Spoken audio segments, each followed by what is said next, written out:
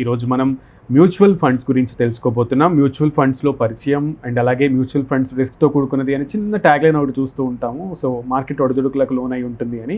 So ఆ terms and conditions మనం ఎలా ఫాలో అయ్యి మ్యూచువల్ ఫండ్స్లో పెట్టుబడులు పెట్టాల్సి ఉంటుంది అనే అంశాలన్నింటినీ కూడా తెలుసుకుందాం. అండ్ వీటికి సంబంధించిన ప్రయోజనాలు ఎలా ఉంటాయి అనేది కూడా, రిస్క్ ఫ్యాక్టర్ ఉంటుంది, దానికి సంబంధించి ప్రయోజనాలు కూడా ఉంటాయి. సో ప్రయోజనాలను కూడా మీకు తెలియజేసే ప్రయత్నం చేస్తాను. ఈరోజు మనతో పాటు స్టూడియోలో ఉన్నారు డాక్టర్ అనిల్ కుమార్ బొచ్చు గారు. సో ఆయన సీనియర్ సర్టిఫైడ్ ఫినాన్షియల్ ప్లానర్గా ఉన్నారు. సో ఆయన ఫస్ట్ వెల్కమ్ చేద్దాం అండ్ దెన్ టాపిక్లోకి వెళ్ళిపోదాం. Welcome sir. నమస్తే అండి. నమస్తే అండి. సో చాలామందికి మ్యూచువల్ ఫండ్స్ అనేవి బుర్రకు ఎక్కని అంశంగా ఉంటుంది సార్, ఓపెన్గా మాట్లాడాలంటే. బికాజ్ మైండ్కి ఒక కైండ్ ఆఫ్ కన్ఫ్యూజన్ స్టేట్లో పడేస్తూ ఉంటాయి. అసలు ఈ మ్యూచువల్ ఫండ్స్ అంటే ఏంటి, అండ్ వీటిలో పెట్టుబడులు పెట్టాలి అనుకున్న వాళ్ళు ఎటువంటి జాగ్రత్తలు తీసుకోవాలి, బేసిక్ థింగ్స్ తప్ప ఫస్ట్ మ్యూచువల్ ఫండ్స్ అంటే ఇవేంటంటే ఒక పూల్డ్ ఇన్వెస్ట్మెంట్ అన్నమాట. సో పూల్డ్ ఇన్వెస్ట్మెంట్ అంటే మనలాగా మనం చిన్న పెట్టుబడిదారులు అందరూ కూడా మన చిన్న పొదుపు కూడా ఏవైతే ఉన్నాయో వాటన్నిటిని ఒక దగ్గర పోగు వేసి ఒక professional fund manager investment decisions తీసుకుంటారు. ఆ ఇన్వెస్ట్మెంట్ డిసిషన్స్ అంటే అటు ఓన్లీ స్టాక్ మార్కెట్ అనే కాదు, ఈవెన్ బాండ్స్ కానీ డిపాజిట్స్ కానీ ఇట్లాంటి రకరకాల బాండ్స్లో కానీ ఆర్ ఎటువంటి కమోడిటీస్లో బంగారం కానీ వెండి కానీ ఆర్ రకరకాల కమోడిటీస్లో కూడా ఇన్వెస్ట్ చేస్తూ ఉంటారు. అది కూడా ఏంటంటే ఎటువంటి మ్యూచువల్ ఫండ్ అయితే అలాంటి పద్ధతి ప్రకారం అలాంటి రేషియోలోనే ఇన్వెస్ట్ చేస్తారు professional fund manager. Most important thing ఏంటంటే ఇందులో మనది ప్యాసివ్ ఇన్వెస్ట్మెంట్. అంటే మనం ఇందులో ఒక స్కీమ్ సెలెక్ట్ చేసుకొని అందులో డబ్బులు పెడితే సరిపోతుంది. ప్రతిరోజు ఎలా పర్ఫామ్ చేస్తోంది, ఏ స్టాక్లో పెట్టాలి అనే డిసిషన్స్ మనవి కాదు. ఒక ప్రొఫెషనల్ ఫండ్ మేనేజ్మెంట్ టీం ఉంటుంది, ఫండ్ మేనేజర్ ఉంటారు. వాళ్ళు ఏంటంటే మన అందరి డబ్బుల్ని జాగ్రత్తగా కాపాడడం ఒకటి, సెకండ్ పెంచడం ఎలా, and at the same time proper risk management వాడుకొని మార్కెట్స్ పడిపోయినా ఎక్కువ పడిపోకుండా, మార్కెట్స్ పెరిగినప్పుడు కూడా పెరిగిన దానికన్నా ఇంకా ఎక్కువ పెరిగేట్టు పోర్ట్ఫోలియో అనేది డిజైన్ చేస్తూ ఉంటారు. వాళ్ళే రోజు ఫాలో చేస్తూ ఉంటారు. అండ్ ప్రతిరోజు కూడా మన ఇన్వెస్ట్మెంట్ ఎంత ఉందనేది వాల్యూ, నెట్ యాసెట్ వాల్యూ అంటాం, ఎన్ఏవి అంటాము, రిలీజ్ చేస్తూ ఉంటారు. సో ఈ అంత ప్రాసెస్ కూడా ఇంపార్టెంట్. ఏంటంటే మ్యూచువల్ ఫండ్ ఇదేదో ప్రైవేట్ కంపెనీస్ కదా వాళ్ళు ఇష్టం వచ్చినట్టు చేయాలని కానే కాదు. ఎందుకంటే ఇందులో సెబీ ప్రభుత్వ సంస్థ ఏదైతే ఉందో security exchange board of India అంటాము, ఇది 100% సెబీ మానిటర్డ్ అనమాట. అందులో కూడా ఏంటి, మ్యూచువల్ ఫండ్ కంపెనీస్ ఈ ఫండ్ మేనేజర్ డిసిషన్ తీసుకున్నా కానీ మన సపోజ్ ఒక మేజర్ ఎటువంటి మ్యూచువల్ ఫండ్ స్కీమ్లో తీసుకున్న 10,000 కోట్ల నుంచి ఈవెన్ 1,00,000 కోట్ల వరకు ఉన్న స్కీములు కూడా ఉన్నాయి. ఇంత డబ్బులు ఒకరి దగ్గర ఉంటే ఎలా అనే భయం అందరికీ ఉంటుంది. అలా భయపడాల్సిన అవసరం ఉండకుండా ఏంటంటే సెబీ అటు రిజిస్ట్రార్ అని ఇటు కస్టోడియన్ అని చాలా ఏమంటారు ఇంటర్మీడియరీస్ని నియమించిందనమాట. సో ఇవన్నీ డిఫరెంట్ కంపెనీస్, ఇవన్నీ ఒక కంపెనీ కాదు. సో కస్టోడియన్ వచ్చేసి ఈ 1,00,000 కోట్లు ఉన్నాయనుకోండి, ఆ 1,00,000 కోట్ల వర్త్ ఆఫ్ సెక్యూరిటీస్ అంటాం, ఈక్విటీస్ అంటాం, అవన్నిటిని వాళ్ళు పెట్టుకుంటారు. సో ఈ ఫండ్ మేనేజ్మెంట్ కంపెనీ దగ్గర ఆ స్టాక్స్ ఉండవు, ఆ ఈక్విటీస్ ఉండవు. ఎట్ ద సేమ్ టైం ఎవరివి ఎంత అమౌంట్ ఏ ఇన్వెస్టర్ అనేది చూసే బాధ్యత రిజిస్ట్రార్ది.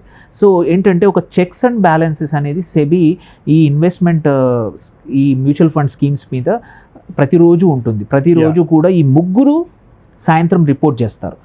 ఈ ఎన్ఏవి అనేది క్యాల్కులేట్ చేస్తారు. సో దేర్బై ఏంటంటే చిన్న పెట్టుబడిదారుల నుంచి పెద్ద మొత్తాల్లో పెట్టిన వాళ్ళకు కూడా ఎటువంటి భయాలు లేకుండా మ్యూచువల్ ఫండ్స్లో అనేది సేఫ్గా ఇన్వెస్ట్ అవుతుంది. అది ట్రాన్స్పరెంట్. మార్కెట్ పెరిగినప్పుడు ఎంత పెరిగింది, ఆర్ మార్కెట్ తగ్గినప్పుడు ఎంత తగ్గింది, ఆర్ ఇంట్రెస్ట్ రేట్లు పెరిగినప్పుడు నీ ఫండ్ పర్ఫార్మెన్స్ ఎలా ఉంది, ఆర్ ఇంట్రెస్ట్ రేట్లు తగ్గితే నీది ఎలా ఉంది అనేది ప్రతిరోజు తెలుస్తుంది. సో ఈ ట్రాన్స్పరెన్సీ ఉంది కాబట్టే ఇయర్ ఆన్ ఇయర్ 13 నుంచి 14% మ్యూచువల్ ఫండ్ ఇండస్ట్రీ పెరుగుతూ ఉంది. ఇప్పుడు రీసెంట్గా ఇప్పుడు చూసుకుంటే 85 లక్షల కోట్ల సంపద అనేది మ్యూచువల్ ఫండ్స్లో ఉన్నాయి. అండ్ నియర్లీ 65 కంపెనీలు మ్యూచువల్ ఫండ్ కంపెనీస్ ఉన్నాయి. దగ్గర 14,000 మ్యూచువల్ ఫండ్ స్కీమ్స్ ఉన్నాయి. అండ్ ఒక 40 రకాల మ్యూచువల్ ఫండ్స్ ఉన్నాయి.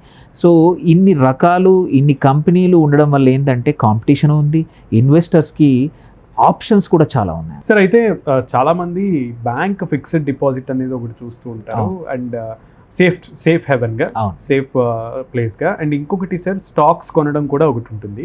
అయితే ఇది సేఫ్ హెవెన్ అని నేను అనలే.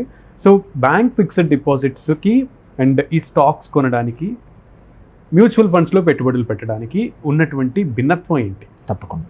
సో వీటికి ఉన్న మేజర్ భిన్నత్వం ఏంటంటే ఫిక్స్డ్ డిపాజిట్స్ వచ్చేసి అవి సెక్యూర్డ్, మనకేంటంటే కాకపోతే ఇంట్రెస్ట్ రేట్స్ తక్కువగా ఉంటాయి. అంటే మనకు వచ్చే ఆదాయం ఏదైతే ఉందో మన పెట్టుబడి మీద 6.5 నుంచి 7.5 వరకు పర్ యానం అనేది వస్తూ ఉంటుంది ఇంట్రెస్ట్ రేట్.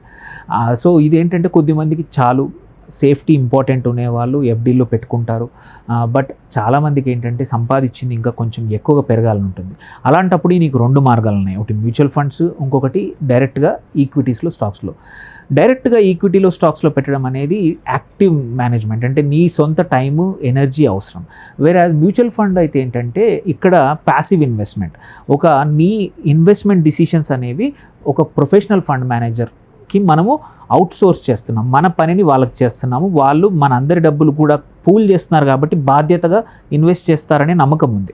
అదే ఎవరో పేరు లేని వాళ్ళకి ఇస్తే మన డబ్బులు ఇబ్బంది, బట్ ఒక ప్రొఫెషనల్గా ఇస్తున్నారు. అండ్ ఇది పూల్డ్ అవుతుంది కాబట్టి పెద్ద అమౌంట్ ఉంది కాబట్టి మేనేజ్మెంట్ ఆల్సో వాళ్ళకి సఫిషియెంట్గా ఉంటుంది. వెరస్ డైరెక్ట్ ఈక్విటీకి వస్తే మేజర్ డిఫరెన్స్ ఏంటంటే ఇక్కడ ఇన్వెస్ట్మెంట్ డిసిషన్సే కానీ రిస్క్ కానీ అంతా నీదే.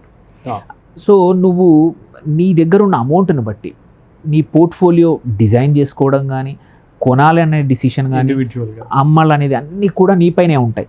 సో ఏంటంటే ఎవరికైతే టైం ఉంటుందో, ఎవరికైతే దీనికి సంబంధించిన నాలెడ్జ్ ఉంటుందో వాళ్ళు మాత్రమే డైరెక్ట్ ఈక్విటీ చేస్తే మంచిది. లేకపోతే నష్టాలకు గురవుతారు అండ్ మానసికంగా కూడా చాలా ఒత్తిడికి. ఎందుకంటే మార్కెట్స్ ఒకరోజు పెరుగుతాయి, నువ్వు ఒకరోజు బిజీగా ఉన్నావు, నువ్వు ఒక 20 లక్షలు ఇన్వెస్ట్ చేసావు, నువ్వు పెట్టిన 3-4 స్టాక్స్ ఒక 10% పడిపోయాయంటే నువ్వు పెట్టిన 20 లక్షలు సడన్గా 14, 15, 16 లక్షలు పడిపోతుంది.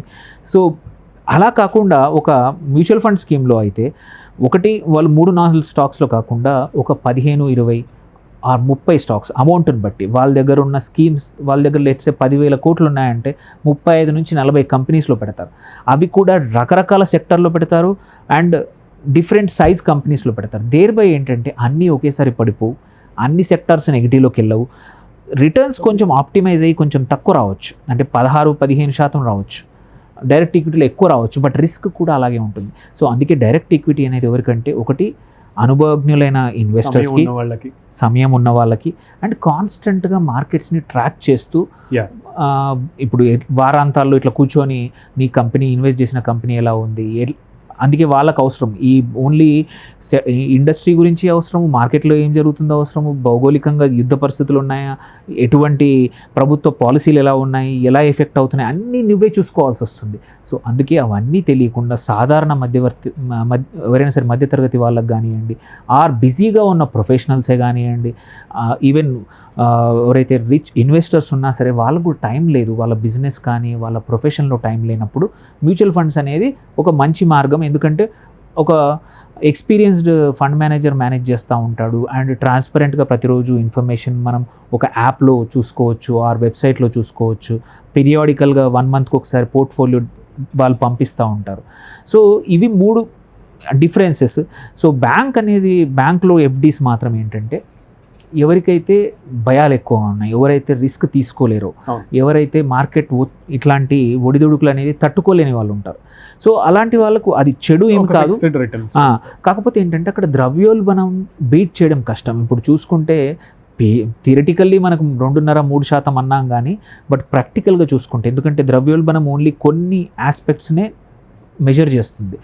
అది మెజర్ చేయండి ఏంటంటే ఆరోగ్య ద్రవ్యోల్బణం, హెల్త్ కేరే కానివ్వండి, ఎడ్యుకేషన్, పిల్లల చదువు గురించి మీరు చూసుకుంటున్నారు, ఫీజులు పెరగడం కానీ, వీటన్నిటివి అనే యాక్చువల్లీ 10-15% పెరుగుతూ ఉంది ఇయర్ ఆన్ ఇయర్. సో వాటికి తగ్గట్టు నువ్వు ఏవైతే సేవ్ చేస్తున్నావో పెట్టుబడి ఆర్ ఫ్యూచర్ కోసం సేవ్ చేస్తున్నావో అవి కంపల్సరీ అంతకన్నా ఎక్కువగా పెరిగితేనే నీ వాల్యూ అనేది పెరుగుతుంది. అదర్వైజ్ నువ్వు చేసిన పెట్టుబడికి వాల్యూ తగ్గుతూ ఉంటుంది. ఒక 10 సంవత్సరాల తర్వాత ఇవాళ 100 రూపాయలు తీసుకెళ్ళి 10 సంవత్సరాల తర్వాత అదే 100 చూపిస్తే ఇవాళ నీకు వచ్చిన లెట్సే ఒక కిలో బియ్యం వచ్చింది, 1.5 కిలోల బియ్యం వచ్చింది అనుకోండి, ఇప్పుడు 10 సంవత్సరాల తర్వాత కిలో రావడం కూడా కష్టమే. సో ఇదే ద్రవ్యోల్బణం ఎఫెక్ట్. అందుకే మనం పెట్టిన పెట్టుబడి కూడా ఇవాళ 100 పెడితే ఆ రోజుకి 10 సంవత్సరాల తర్వాత 200 అవ్వాలి. అలాంటప్పుడు ఏంటంటే మనకు సేమ్ అమౌంట్ కానీ ఆరు కొంచెం ఎక్కువ అమౌంట్ వస్తుంది. సో అందుకోసమే ఈ ఎఫ్డీలు మంచివి. సెక్యూరిటీ బ్యాంక్స్, ప్రభుత్వ రంగ సంస్థలే కానీ ఎటువంటి బ్యాంక్స్లో అయినా సరే there is a security corporation ఉంది.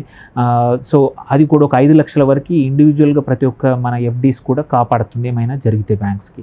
But at the same time inflation అయితే బీట్ చేయదు. అందుకే ఏం చేయాలంటే కొంచెం ఎఫ్డీస్లో పెట్టుకొని మిగిలిన అమౌంట్ ఏంటంటే ఇట్లాంటి గ్రోత్ అసెట్స్, మ్యూచువల్ ఫండ్సే కానివ్వండి, మీకు అనుభవం ఉంటే ఈక్విటీస్ ద్వారా పెడితే ఏంటంటే ఒక పోర్ట్ఫోలియో మొత్తం చూసుకుంటే ఏంటంటే ద్రవ్యోల్బణాన్ని బీట్ చేసి అదొక 5-6% అనుకుంటే 10-12% మనకు మార్కెట్ నుంచి రిటర్న్స్ వస్తే యావరేజ్గా వచ్చినా కానీ ఏంటంటే మనం పెట్టిన పెట్టుబడి నిజంగానే వాల్యూ పెరుగుతుంది, మన అవసరాలకి సరిపోతుంది, రేపటికి మనకు సంపాదన లేనప్పుడు కూడా మన సేవింగ్స్ అనేవి కాపాడుతూ ఉంటాయి అన్నమాట. సార్ అయితే ఇక్కడ మ్యూచువల్ ఫండ్లో ఒక కాన్సెప్ట్ కూడా ఉంది, వన్ ఆఫ్ ద కాన్సెప్ట్స్ అని చెప్పొచ్చు, ఎస్ఐపి. ఎస్. సో ఇది మధ్యతరగతి కుటుంబీకులకి చాలా ఎక్కువ ఉపయుక్తంగా ఉండేటువంటి అంశం. అండ్ అంటే లాంగ్ టర్మ్గా ఉంటూ లాంగ్ రన్లో ఎక్కువ కాలం దాని గురించి పట్టించుకోకుండా స్టేబుల్గా జరుగుతుంది. ఫిక్స్డ్ ఇన్స్టాల్మెంట్స్ మనం కడుతూ ఉంటే కనుక రిటర్న్స్ మంచిగా వస్తాయి అనేది ఒక నానుడి. సో ఇది ఎంతవరకు నిజం? అండ్ ఎస్ఐపి అంటే ఈ మ్యూచువల్ ఫండ్స్లో దీనికి ఎవరికి ఎక్కువ ప్రయోజనం కలిగేటువంటి ఆస్కారం ఉంటుంది? లేదు వెంటనే రిటర్న్స్ కావాలి అనుకునే వాళ్ళకి ఎస్ఐపి మంచిదా కాదా? తప్పదు. Very good question. యాక్చువల్లీ ఏంటంటే ఒక సిమిలారిటీ ఉంది. బ్యాంకింగ్లో కూడా ఒక ప్రోడక్ట్ ఉంది, దాన్నే మనం అంటాము రికరింగ్ డిపాజిట్, ఆర్డి. ఆర్డి కూడా మీరు చూసుకుంటే ఎవ్రీ మంత్ మనం అనుకున్నంత అమౌంట్ డిపాజిట్కి వెళ్తూ ఉంటుంది మన సేవింగ్స్ అకౌంట్ నుంచి. ఈక్వలెంట్గా చూసుకుంటే మ్యూచువల్ ఫండ్స్లో కూడా అంతే. ప్రతి మంత్ మనం ఎంత అనుకున్నామో అంత అమౌంట్ మనం చెప్పిన డేట్కి, ఎగ్జాంపుల్ ఎవ్రీ మంత్ 5వ తారీఖు మనం ఒక 5,000 రూపాయలని మ్యూచువల్ ఫండ్స్లో ఇన్వెస్ట్ చేద్దాం అనుకుంటున్నాము. అదొక ప్లాన్, అంటే ఇలా అనుకోవడము. అండ్ అది కూడా ఏంటి, ఏ మ్యూచువల్ ఫండ్ స్కీమ్లో XYZ large cap fund, okay, or XYZ small cap fund అని మనం డిసైడ్ చేసాం. సో మీరు అమౌంట్ డిసైడ్ చేశారు, ఏ స్కీమ్ డిసైడ్ చేశారు, డేట్ డిసైడ్ చేశారు, ఏ బ్యాంక్ అకౌంట్ నుంచి డిసైడ్ చేశారు. ఈ అన్ని డిసిషన్ చేసి ఒక సిస్టమేటిక్గా ఎగ్జిక్యూట్ చేయడాన్నే మనం సిస్టమేటిక్ ఇన్వెస్ట్మెంట్ ప్లాన్ అంటాము. అదే ఎస్ఐపి. మ్యూచువల్ ఫండ్లో ఈ అడ్వాంటేజ్ ఎందుకంటే మాత్రం మనం ఎలా లోన్స్ కడతాము, ఈఎంఐ అంటాము, equated monthly instalments.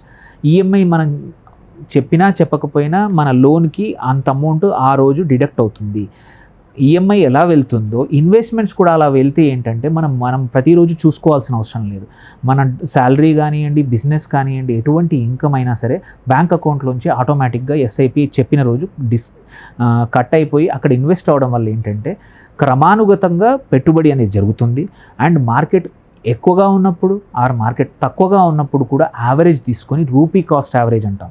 So rupee cost యావరేజింగ్తో invest అవుతూ ఉండడం వల్ల ఒక 3 సంవత్సరాలు, 4 సంవత్సరాలు, 5 సంవత్సరాల తర్వాత కూడా తీసుకుంటే మనం పెట్టిన ఇన్వెస్ట్మెంట్కి మంచి రిటర్న్స్ వస్తాయి, ప్రొవైడెడ్ మంచి ఫండ్ కూడా సెలెక్ట్ చేసుకుంటే. మనం అనుకున్నాం ఏంది మరి ఇది ఎవరి కోసం అంటే షార్ట్ టర్మ్ ఇన్వెస్టర్సా? సో మనం చూసుకుంటే ఏంటంటే ఎస్ఐపి అనేది బికాజ్ యావరేజ్ చేసుకుంటాం కాబట్టి, చిన్న అమౌంట్లో చేస్తున్నాం కాబట్టి this is for long term. Ideally ఏంటంటే 4-5 సంవత్సరాలు మినిమం పెడితే ఏంటంటే నీ ఎస్ఐపి ఫలితం అనేది వస్తుంది. ఎందుకంటే నువ్వు చిన్న అమౌంట్ పెడుతున్నావు అండ్ ఒకేసారి పెట్టట్లేదు, ప్రతి నెల కొంచెం కొంచెం పెడతా ఉన్నావు. ఆ అమౌంట్ పెరగాలి, ఆ పెట్టిన అమౌంట్ కూడా మంచిగా గ్రో కావాలి అనుకుంటే మాత్రం మినిమం 4-5 సంవత్సరాలు ఉండాలి. ఎంత లాంగ్ ఇన్వెస్ట్ చేస్తే అంత ఎక్కువ రిటర్న్స్ వస్తాయి. ఎగ్జాంపుల్ చిన్న క్యాల్కులేషన్ ఉంది, ఒక నెలకు ఒక 15,000, ఒక 15 సంవత్సరాలు 15%తో గ్రో అయితే మనం ఓన్లీ 15,000 అనిపిస్తోంది, కానీ 15 సంవత్సరాల తర్వాత 1 కోటి రూపాయల పైనే అవుతుంది. కానీ అంటే అవ్వడానికి టైం పట్టింది. బట్ ఏంటంటే చిన్న అమౌంట్ కూడా పెద్దగా అవ్వడానికి ఎస్ఐపి ఒక మార్గము.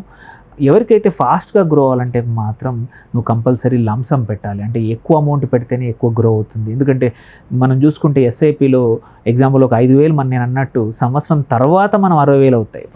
ఫస్ట్ మంత్ 5, తర్వాత 10, 15, 20 ఇన్వెస్ట్ అవుతాం. సో ఫస్ట్ 5,000కి మనం ఓన్లీ 11 నెలలు ఇచ్చాం, సెకండ్ 5,000కి 10 నెలలు ఇచ్చాం. సో అందుకే గ్రోత్ కూడా కొంచెం తక్కువ ఉంటుంది. అదే ఓవర్ అ పీరియడ్ టైం 5 సంవత్సరాల తర్వాత 6, 7, 8 తర్వాత చాలా ఎక్కువగా పెరుగుతుంది. సో చాలామంది ఏంటంటే ఎస్ఐపి తొందరగా డిస్కంటిన్యూ చేస్తారు, మార్కెట్ పడ్డప్పుడు చేస్తారు. అలా కాకుండా నిజంగా దీని యొక్క ఫలితం చూడాలంటే ఒక 10 సంవత్సరాలు పెట్టిన వాళ్ళది 8 సంవత్సరాలు చూడండి, అమేజింగ్ రిటర్న్స్ వస్తాయి. రీజన్ ఏంటంటే డిసిప్లిన్డ్గా మనకు తెలియకుండానే ఆటోమేటిక్గా మనం ఖర్చు పెట్టకముందే కట్ అవుతాయి కాబట్టి పెట్టుబడి అనేది బాగా పెరుగుతుంది అండ్ సేవింగ్స్ ఎక్కువగా అవుతాయి. అండ్ మనకు తెలియదు, ఒకేసారి చేయాలంటే కష్టం, బట్ కొంచెం కొంచెం వెళ్ళిపోతే మనకి పించ్ కూడా అవ్వదు అండ్ నొప్పి తెలియదు. అండ్ ఒక 5 సంవత్సరాల తర్వాత తిరిగి చూసుకుంటే మంచి రిటర్న్స్ ఉంటాయి. 10 సంవత్సరాలు చూసుకుంటే మీ రిటైర్మెంట్ కూడా సరిపడే డబ్బులు. సార్ అయితే ఫర్ సపోజ్ నాలాంటి ఒక సాధారణ ఎంప్లాయీ, ఒక సాదాసీదా ఒక మినిమం ఒక బిలో 1 lakh సంపాదించేటువంటి ఒక ఎంప్లాయీ ఈ మ్యూచువల్ ఫండ్స్లో లేదంటే మొదటిసారి ఇన్వెస్ట్ చేయాలి అనుకుంటున్నప్పుడు స్టెప్ బై స్టెప్ అసలు ప్రొసీజర్ ఎలా ఫాలో అవ్వాలి, ఎలా ఫాలో అయ్యి మార్కెట్లోకి ప్రవేశించాలంటారు? ఇది కూడా వెరీ సింపుల్ అయిపోయింది. ఇంతకుముందు కన్నా కూడా చూసుకుంటే లాస్ట్ 5 సంవత్సరాల నుంచి డిజిటైజేషన్ వల్ల మీకు చాలా యాప్స్ వచ్చాయి. దీన్ని కూడా ఎక్కడ కూడా నువ్వు చేతిలోంచి క్యాష్ ఇచ్చేది లేదు ఎవరికి కూడా, అంతా ఆటోమేటిక్గా బ్యాంక్ అకౌంట్ నుంచి వెళ్తుంది కాబట్టి మనం ఎటువంటి భయపడాల్సిన అవసరం లేదు. ఒక కేవైసీ అంటాము, క్యాంప్స్ కానీ ఫిన్టెక్ కానీ మల్టిపుల్ రిజిస్ట్రార్స్ ఉన్నాయి. ఆ రిజిస్ట్రార్స్ దగ్గర మనం కేవైసీ ఫినిష్ చేసుకుంటే చాలు. దాని తర్వాత అవి కూడా ఏంటంటే ఇప్పుడు ఆటోమేటిక్ ఇంటిగ్రేటెడ్ అయిపోయాయి, రకరకాల యాప్స్ వచ్చాయి. ఈవెన్ బ్యాంకులు కూడా తమ యాప్స్ ఉన్నాయి. ఆర్ ఇండిపెండెంట్ మ్యూచువల్ ఫండ్ డిస్ట్రిబ్యూటర్లు కానీ వాళ్ళు కూడా చాలామంది సొంతంగా యాప్స్ ఉన్నాయి. వాళ్ళకు మనకు కావాల్సిన డాక్యుమెంట్లు ఇచ్చేస్తే ఒక్కసారి కేవైసీ చేస్తే చాలు. ఆ తర్వాత మంచి స్కీమ్స్ అనేది కూడా ఇన్ఫర్మేషన్ చాలా ఉంది. మీకు మీ రిస్క్ ప్రొఫైల్ని బట్టి, మీ ఏజ్ని బట్టి, మీరు ఎన్ని సంవత్సరాలు ఇన్వెస్ట్ చేద్దాం అనుకునే దాన్ని బట్టి స్కీమ్స్ సెలెక్ట్ చేసుకొని, మళ్ళీ మోడ్స్ ఏంటి, 2 రకాల మోడ్స్ ఉన్నాయి. ఒకటి ఎస్ఐపి నేను చెప్పినట్టు కొంచెం ఆర్ లంసమ్ నీ దగ్గర ఉన్నప్పుడు చాలు, మినిమం 5,000 ఆ పైన ఎంతైనా పర్లేదు ఉన్నప్పుడు ఇన్వెస్ట్ చేసుకోవడం. సో ఏ రకమైన సరే మోడ్ సెలెక్ట్ చేసుకోండి. ఆర్ మళ్ళీ ఇంకో ఆప్షన్ కూడా ఉంది. ఇందులో మ్యూచువల్ ఫండ్లో ఓన్లీ సింగిల్గా కాదు, నువ్వు జాయింట్ అకౌంట్ నువ్వు నీ భర్త మీరు మీ భర్త భార్య కానీ ఆర్ మీ పిల్లలతో కలిపి కానీ చేసుకునే అవకాశం ఉంది. అండ్ ఇది కూడా మళ్ళీ ఇంకో 2 రకాల ఆప్షన్ ఏంటంటే ఫిజికల్గా కూడా చేసుకోవచ్చు ఆర్ డీమ్యాట్ రూపంలో కూడా చేసుకోవచ్చు. ఈ మధ్యలో చాలా పాపులర్ అయ్యింది. చాలా కంపెనీస్ డీమ్యాట్ యాప్స్ ద్వారా కూడా మ్యూచువల్ ఫండ్స్ ఇన్వెస్ట్ చేయడానికి అవకాశం ఇస్తున్నాయి. ఇవన్నీ కూడా ఒక 10-15 నిమిషాల్లో అకౌంట్ సెటప్ చేసుకొని ఫండ్ సెలెక్ట్ చేసుకొని అంత ఆటోమేట్ చేసే అవకాశం. అంటే మీరు ప్రతి నెల కూర్చొని చేయాల్సిన అవసరం లేదు. ఇది అంతా ఒక 15 నిమిషాలు చేసేస్తే సంవత్సరానికి ఒకసారి రివ్యూ చేసుకుంటే చాలు. మన ఫండ్ పర్ఫార్మెన్స్ రోజు చూడాల్సిన అవసరం లేదు. చాలామంది చేసే తప్పు, పొద్దున్నే లేచి నిన్న వాల్యూ ఎంత ఉంది, ఇవాళ వాల్యూ ఎంత అని కంపేర్ చేస్తాం. నో, మనం ఇన్వెస్టర్ అన్నామంటే ఒక మినిమం ఒక 2-3 ఇయర్స్ మనం పెట్టాలని చూస్తున్నప్పుడు రోజు చూడాల్సిన అవసరం లేదు. నెలకు ఒకసారి చూసుకుంటే చాలు, 3 నెలలకు ఒకసారి మన వాల్యూ చూసుకుంటే చాలు. ఎందుకంటే ఇన్వెస్ట్మెంట్ హొరైజన్ కొంచెం ఎక్కువ రోజులు ఉన్నప్పుడు ప్రతిరోజు చూసుకొని అప్స్ అండ్ డౌన్స్ ఉన్నాయి అనే బాధపడడం కన్నా పీరియాడికల్గా మంత్లీ ఒకసారి చూసుకోండి. అండ్ మీకు తెలుసు ఇన్వెస్ట్మెంట్స్ ఎప్పుడు కూడా మార్కెట్ రిస్క్ ఎట్లా ఉంటుందో లాంగ్ టర్మ్లో మాత్రం ఎప్పుడు పెరుగుతాయి. ఎందుకంటే ఈ ఇండెక్స్ కూడా స్టార్ట్ అయినప్పుడు 100 దగ్గర స్టార్ట్ అయింది. ఇప్పుడు 23,000 24,000 మనం నిఫ్టీ మాట్లాడుతూ ఉన్నాం, బట్ స్టార్ట్ అయింది 100 దగ్గరే. అక్కడి నుంచి మనం సంవత్సరాలు కంపేర్ చేసుకుంటే మాత్రం ఇండెక్స్ పెరుగుతుంది కానీ తగ్గడం అంటూ ఉండదు. సో అందుకే ఫ్రీక్వెంట్గా చూసుకోవాల్సిన అవసరం లేదు. జస్ట్ బికాస్ డిజిటల్గా యాక్సెస్ ఉందని మాటికి చూసి భయపడద్దు. యాక్సెస్ ఈజీ అయింది, ఇన్వెస్ట్మెంట్స్ ఈజీ అయింది, ట్రాకింగ్ ఈజీ అయింది, అంతా ట్రాన్స్పరెంట్ అయింది. Right sir. అయితే ఇక్కడ మిమ్మల్ని ఒక సజెషన్ అడుగుదాం అనుకుంటున్నాను లాస్ట్గా. అదేంటంటే like gold, bank FD and అలాగే అసెట్స్లో ఎవరైతే ఈ పెట్టుబడులని అలా డివైడ్ చేస్తూ ఉంటారో, సో వాళ్ళు ఇలా ఇతరితర వాటిల్లో కూడా పెడుతూ మ్యూచువల్ ఫండ్ అలొకేషన్ని ప్లాన్ చేసుకోవాలి అనుకుంటే కనుక ఎలా ప్లాన్ చేసుకోవాలి? అది బాగుంది, ఇది బాగుంది అని అంటే అక్కడ పెట్టాలా ఇక్కడ పెట్టాలా అర్థం కాదు. సో అందుకే దాన్ని ఏమంటామంటే మనం పోర్ట్ఫోలియో అంటాం. So portfolio is very important. మనం ఎప్పుడు కూడా రేషియో ఉంది. సో ఆ రేషియో ఏంటంటే చూసుకుంటే మనం ఒక 40-50% రియల్ ఎస్టేట్, అంటే మనం ఉన్న ఇల్లు అనుకోండి, ఒక ప్లాటే అనుకోండి, ఏదైనా రియల్ ఎస్టేట్కి ఒక 40-50%, అంతకన్నా ఎక్కువగా ఉండొద్దు. 40% అనుకుంటే ఒక 30% వరకు ఈక్విటీ గ్రోత్కి సంబంధించింది. అంటే equity could be mutual funds ద్వారా అయ్యి ఉండొచ్చు, డైరెక్ట్ ఈక్విటీ మీ అనుభవం బట్టి. ఓకే, ఒక 20-25% వరకు 20% వరకు ఫిక్స్డ్ డిపాజిట్స్. ఎందుకంటే మార్కెట్స్ అనిశ్చితి ఉన్నప్పుడు, రియల్ ఎస్టేట్లో లిక్విడిటీ లేనప్పుడు, అంటే అమ్మాలనుకున్నప్పుడు ఒక్కోసారి 3-6 నెలలు పడుతుంది రియల్ ఎస్టేట్. అలాంటి పరిస్థితుల్లో తొందరగా డబ్బులు కావాలంటే ఇట్లాంటి ఫిక్స్డ్ డిపాజిట్లు కానీ ఒక 20% వరకు. అట్లని చెప్పి మరి గోల్డ్ సంగతి ఏంటి అని అడగచ్చు. గోల్డ్ ఏంటంటే 10 నుంచి మ్యాక్సిమం 15% మాత్రమే, అంతకన్నా ఎక్కువగా పెట్టకూడదు. ఎస్, లిక్విడిటీ ఉండొచ్చు, లైక్ ఎఫ్డి లాగా ఇది కూడా లిక్విడిటీ ఉంటుంది. బట్ స్టిల్ హిస్టారికల్గా చూసుకుంటే ఏంటంటే ఇది కూడా ఎఫ్డీకి దగ్గరగానే రిటర్న్స్ ఇచ్చింది. ఇప్పుడు లాస్ట్ 1.5-2 ఇయర్స్లో మాత్రం బంగారం కానీ వెండి కానీ చాలా పెరిగాయి రకరకాల కారణాల వల్ల. ఇది ఎప్పటికీ జరిగేది కాదు. మీరు ఒక 40 సంవత్సరాలది 30 సంవత్సరాలది యావరేజ్ తీసుకొని చూస్తే గోల్డ్ 7% కన్నా తక్కువనే ఇచ్చింది యావరేజ్గా. దగ్గర ఎఫ్డి కూడా అంతే ఉంటుంది. సిల్వర్ అయితే ఇంకా అనిశ్చితి ఇంకా ఎక్కువ ఉంటుంది, వోలటిలిటీ ఎక్కువగా ఉంటుంది. సో అక్కడ కూడా 6-7% గ్రో అయింది. సో అలాంటి పరిస్థితులు ఏంటంటే 10-15% కన్నా ఎక్కువగా పెట్టకూడదు. 10% ఈజ్ ఐడియల్. మన దగ్గర ఒక 50 లక్షలు ఒక 20 సంవత్సరాలు సేవ్ చేసుకొని 50 లక్షలు చేసుకుంటే అందులో ఒక 4-5 లక్షలు గోల్డ్ ఉంచుకోండి. ఏది ఫిజికల్గా అనుకోండి, ఆర్ ఇప్పుడు వచ్చిన ఈటీఎఫ్ల ద్వారా కానివ్వండి, గోల్డ్ డిపాజిట్ల ద్వారా కానీ, ఒక 15 లక్షలు ఈక్విటీస్లో, ఒక 20-25 లక్షలు మన రియల్ ఎస్టేట్ ఒక ప్లాట్ కొండం ఏదైనా ఉంచుకొని మిగిలింది కొంచెం ఎఫ్డీస్లో పెట్టుకుంటే ఏంటంటే ఇలా డైవర్సిఫై చేసుకుంటే మార్కెట్స్ ఏమైనా కానీ ఆర్ రియల్ ఎస్టేట్ పడిపోయినా కానీ నువ్వు భయపడాల్సిన అవసరం లేదు. ఎందుకంటే నీ పోర్ట్ఫోలియో మొత్తం క్రాష్ అవ్వదు. అంతా ఒక చోట పెడితే మన సంపద అంతా తీసుకెళ్ళి ఒక దగ్గర పడితే ఇబ్బంది అవుతుంది అనమాట. సో జనరల్గా ఏంటంటే 40 రియల్ ఎస్టేట్, 40-30, ఒక 20-10. నైస్. అండ్ ఈ మధ్య కాలంలో యంగర్ వాళ్ళకి ఏంటంటే కొత్తగా ఈ క్రిప్టో ఇట్లాంటివి వస్తూ ఉన్నాయి. అక్కడ కూడా మ్యాక్సిమం ఒక 5% కన్నా ఎక్కువగా పెట్టకూడదు. అంతే. So okay, 40-30-20-10 or 5-5. అంతే. Nice. Thank you so much for the valuable information. Mutual funds గురించి ఇంకా అవగాహన లేని వాళ్ళకి ఈ ఎపిసోడ్ చూస్తే కనుక ఒక క్లియర్ కట్ విజన్ అనేది ఖచ్చితంగా వచ్చేస్తుంది. సో ఎందుకంటే మినిమం ఇన్ఫర్మేషన్ నేను అడిగితే సార్ మ్యాక్సిమం ఇన్ఫర్మేషన్ ఇచ్చారు. సో మీరు ఎవరి దగ్గరికి వెళ్ళాల్సినటువంటి అవసరం కూడా లేకుండా ఒక క్లియర్ కట్ ఇన్ఫర్మేషన్ అయితే వచ్చింది. మీరు సిప్లో ఇన్వెస్ట్ చేయాలా, లేదు ఎఫ్డీలో పెట్టాలా, సో మీరు ఏ జోన్లో ఉన్నారు, మీరు ఏ కైండ్ ఆఫ్ మెంటల్ ఫిట్నెస్లో ఉన్నారు అనే దాని గురించి ఆలోచించుకుని తద్వారా ముందుకు వెళ్తే కనుక ఫ్యూచర్లో మంచి రిటర్న్స్ని మీరు ఎక్స్పెక్ట్ చేయొచ్చు. Thank you so much sir Anil garu for the valuable information. Thank you అండి. సో మొత్తానికి సింగిడి కార్యక్రమంలో భాగంగా ఫినాన్షియల్ లిటరసీ కార్యక్రమంలో ఈ వాల్టీ అప్డేట్స్ అయితే mutual funds. So mutual funds యొక్క పరిచయం దగ్గర నుంచి దానికి సంబంధించిన పూర్తి సమాచారం నేనైతే మీకు ఇచ్చానని అనుకుంటున్నాను. మరొక అంశంతో మళ్ళీ కలుద్దాం. నమస్కారం.